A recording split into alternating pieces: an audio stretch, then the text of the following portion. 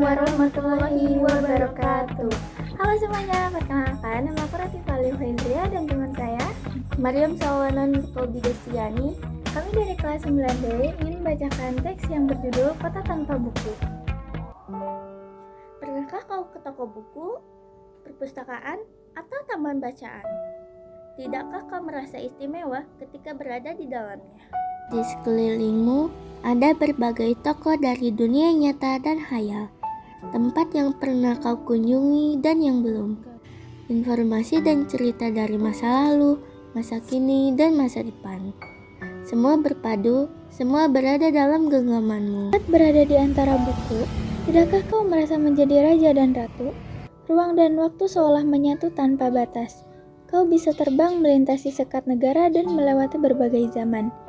Kau bisa menyelam ke dalam samudera, melayang di angkasa, bercanda dengan aneka satwa, dan berkelana di tengah padatnya kota, juga di rimba raya. Kau tahu, buku adalah jendela dunia, kunci pengetahuan, dan pintu wawasan. Muhammad Hatta, sang proklamator berkata, "Aku rela di penjara asalkan bersama buku, karena dengan buku aku bebas." Melalui buku, manusia terbebas dari ketidaktahuan.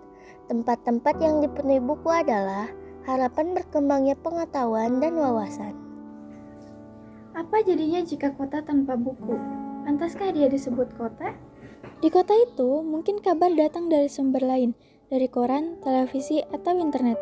Mungkin informasi dan cerita datang dari cerita nenek moyang, bagai dongeng-dongeng sebelum tidur. Irama warganya pun tiada beda. Bangun pagi, bertebaran di muka bumi untuk berbagai keperluan, untuk kembali pulang siang atau sore harinya. Setelah itu, mereka berangkat tidur dan memulai lagi hari berikutnya. Semua serupa. Kota itu mungkin ada bangunan bernama perpustakaan. Di dalamnya, buku-buku berderetan dalam rak yang tak terjamah. Tiada tangan meraih dan membuka halaman demi halaman dengan sukacita. Mungkin juga ada tumpukan buku di sudut-sudut sekolah yang sepi dan berdebu. Jarang dikunjungi, jarang dibaca. Buku-buku di sana teronggok tanpa nyawa. Bagaimana dengan kotamu? Mungkin kau tinggal di tengah kota yang megah, atau di gang sempit, di desa terpencil, di sisi pesisir, atau di kaki gunung. Jika ada, apakah tempat itu menjadi wadah berkumpulnya anak-anak dan warga?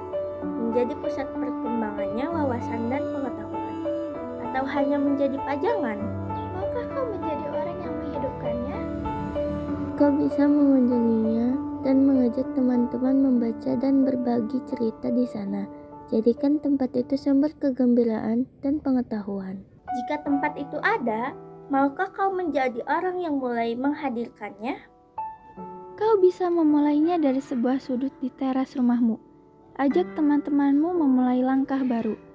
Jangan biarkan waktu berlalu tanpa buku. Siapapun dirimu, bersahabatlah dengan buku.